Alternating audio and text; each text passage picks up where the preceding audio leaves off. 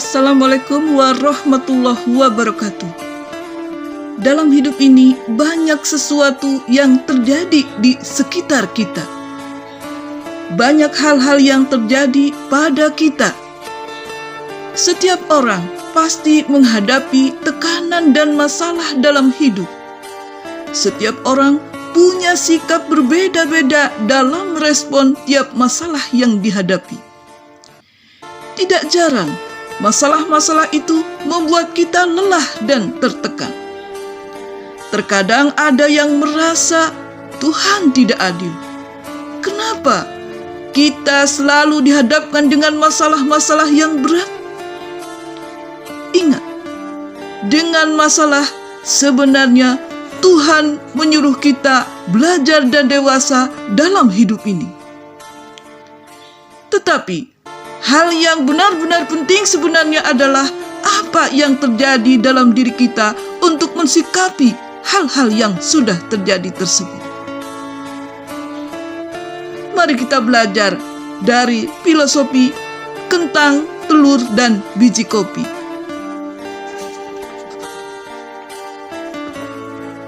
Suatu kisah yang inspiratif. Semoga kita bisa mengambil pelajaran darinya. Ada seorang anak yang mengeluh kepada ayahnya.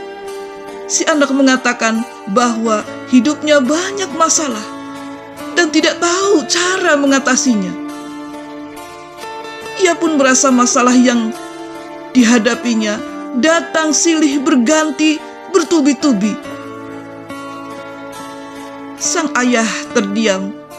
Lalu sang ayah mengajak ke dapur dan mengisi panci. Kemudian sang ayah merebus kentang. Pada panci kedua, sang ayah merebus telur. Dan pada panci ketiga, sang ayah merebus biji kopi. Setelah beberapa saat, di panci pertama, sang ayah mengeluarkan kentang yang telah dimasak. Lalu di panci kedua, sang ayah mengeluarkan telur yang sudah direbus. Dan yang ketiga, sang ayah mengeluarkan biji kopi yang sudah direbus. Lalu sang ayah menanyakan kepada anaknya, "Apakah yang kamu lihat? Coba rasakan kentang ini. Apakah yang kamu lihat tentang telur ini? Coba pecahkan cangkang telur itu. Dan apakah yang kamu lihat tentang biji kopi ini? Rasakan dan peganglah biji kopi ini." Lalu si anak merasakan kentang yang telah menjadi lembut, serta telur rebus yang menjadi lebih kuat dibanding saat mentah, serta menghirup aroma kopi dan mencicipinya. "Ayah, apakah maksud dari ini semua?" tanya si anak kepada ayahnya. Lalu sang ayah menjelaskan bahwa kentang, telur, dan kopi tersebut telah menghadapi kesulitan yang sama, yaitu air yang mendidih. Dan kentang, telur, dan biji kopi menunjukkan reaksi yang berbeda dalam menyelesaikan masalahnya dengan cara yang berbeda pula. Filosofi dari kentang, telur, dan biji kopi sebagai berikut. Kentang itu kuat dan keras.